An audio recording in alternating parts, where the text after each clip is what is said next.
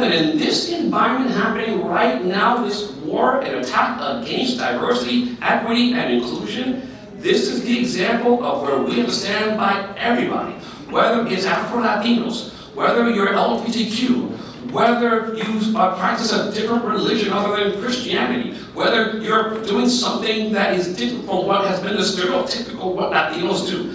We have to stand for this because what we know is like that poetry about not addressing or elevating the issues that impacted the Jews during the Holocaust. You know, first they went after Jews, but I didn't speak up because I'm not Jewish. Then they went after LGBTQ, but I'm not Jewish, so I didn't speak up. Then they went after Asian Americans. I didn't speak up because I'm not Asian American. Then they went after Indigenous, and then I didn't speak up because I'm not Indigenous. Then they went after women, and then I keep going after and keep going after until one day they go after you. And then who's there to speak for you? So in this time, in this moment, this is where every one of us needs to not only elevate our call for inclusion and diversity and equity and equality, but it's not just for us, it's for all groups that have been historically underrepresented. As a Black Latino, as a proud Dominican American Afro-Latino de pura cepa, tatambora, ya tú sabes.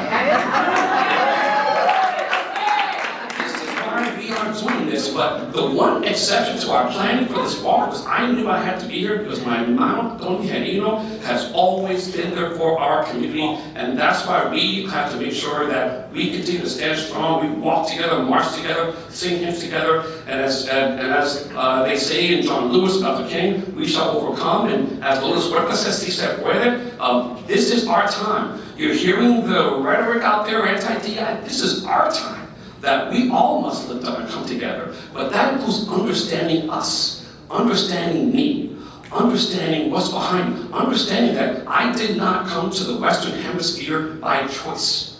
We were brought on slave ships, and understanding that history and how that impacts, and what it's like for me to go into a store and shop while Black, drive while Black, go to a game while Black, check into a hotel while Black. All these things that happen, because if you didn't know que soy civilizo dominicano eso, what you see is a Black man.